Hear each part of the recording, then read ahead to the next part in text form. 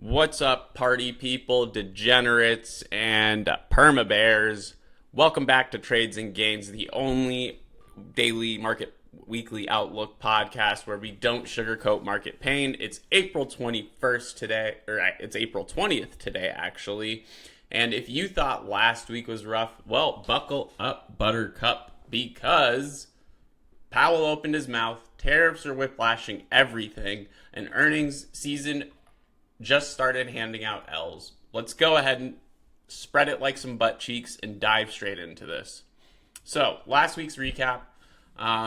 Let's start with the macro nightmare that ensued and just destroyed everybody's hopes and dreams. Powell gave a speech in Chicago, and it basically translated to, yeah, inflation's coming back and we can't cut rates until we figure out how deep this dumpster fire will go.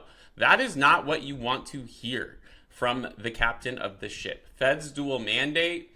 Powell said they might not hit either goal this year. Translation: higher inflation plus slower growth equals stagflation. That is another reoccurring theme we're talking about, right?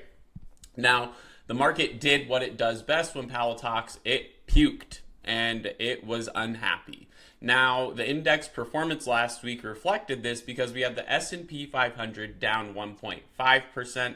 We had the Dow Jones down 2.6%, and we had the NASDAQ matching that energy with a 2.6% loss as well. However, gold is still near record highs, and the 10-year yield is down to 4.3%.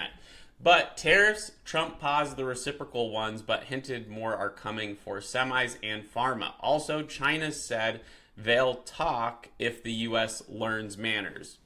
Jesus Christ.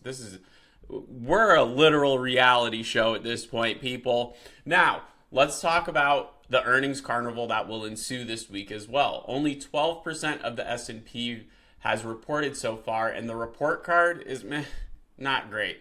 The best rate right now is 71% versus the 5-year average of 77%. EPS beats margins by 6.1% versus the average of 8.8%.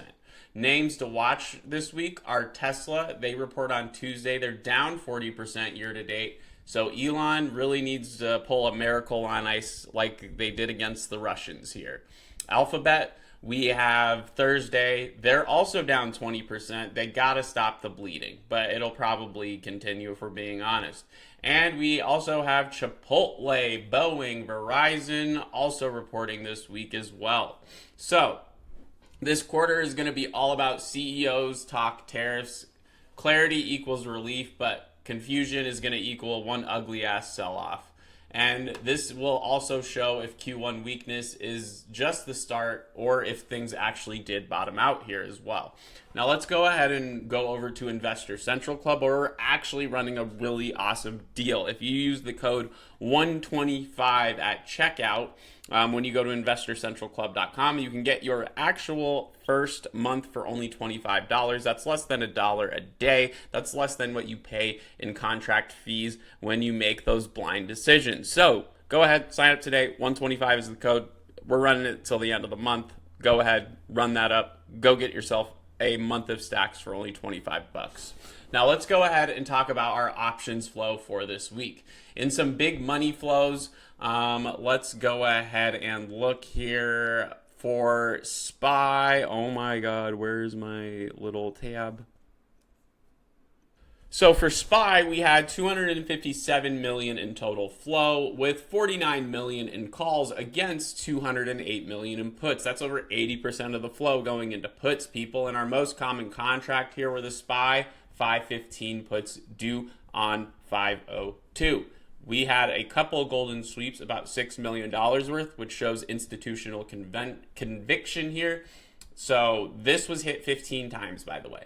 GLD, we had 243 million in total overall flow with 237 million in calls. That's like 90% in calls. That was insane.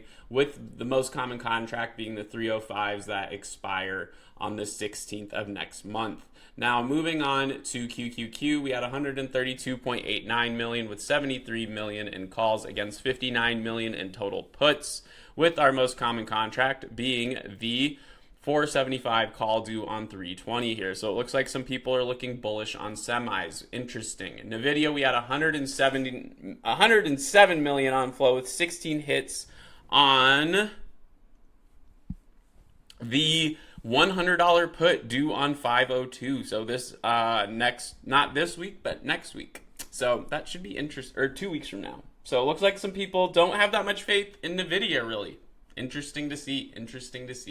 Now, some FlowScanner standouts here. We had Tesla with 28 and 20 in total flow, but 23 million of that is in puts. Ouch. Looks like some people are hedging hard before earnings next week. AMD, Meta, Amazon also saw heavy put flow. Apple's holding up slightly better. The call bias hit last week as well, but we'll see if that runs out for this week. Now, let's talk about some of our unusual options flow here.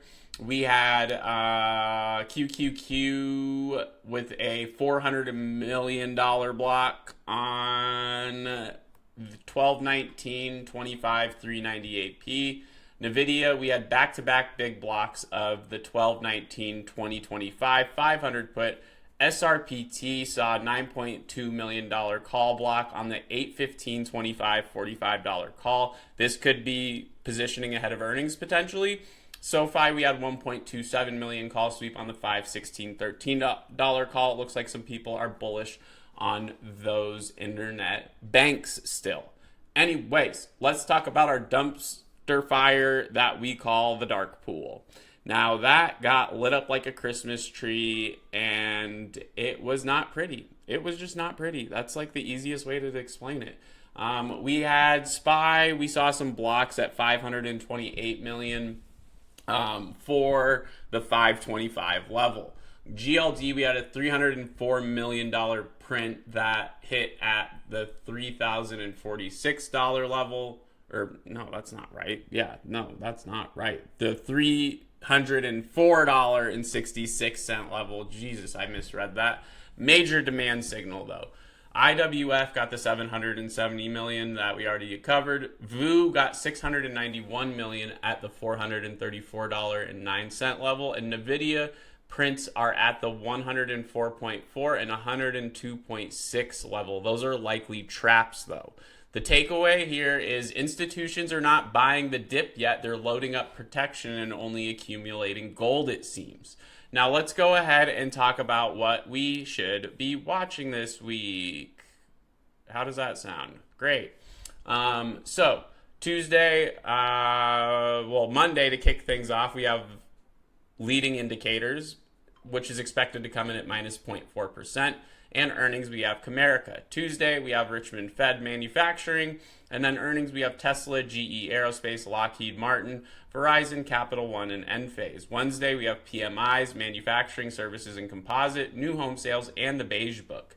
We also have earnings from Chipotle, Boeing, IBM, NextEra, Texas Instruments, ServiceNow, and O'Reilly. On Thursday, we're going to see some jobless claims, durable good orders, existing home sales, Alphabet, Merck, Intel, PepsiCo, T-Mobile, Union Pacific, and American Airlines will also be reporting earnings as well. And on Friday, we have the University of Michigan Consumer Sentiment. This will be crucial going into next week, by the way, so keep an eye on what this reads because we just hit the lowest level. I think it was like 57 since November of 2022. So not good. But earnings, we have AbbVie, Phillips 66, and Colgate as well.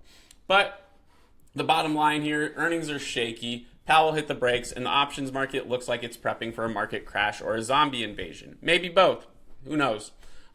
Stay hedged, watch the flow, and remember, when institutions start buying gold and shorting everything else, it's not bullish. See you freaks next week, actually tomorrow when we do the daily recap. But don't forget macro before memes, and don't forget to like, subscribe, share, and comment what you think the biggest play of the week is going to be. Catch you guys in the next one.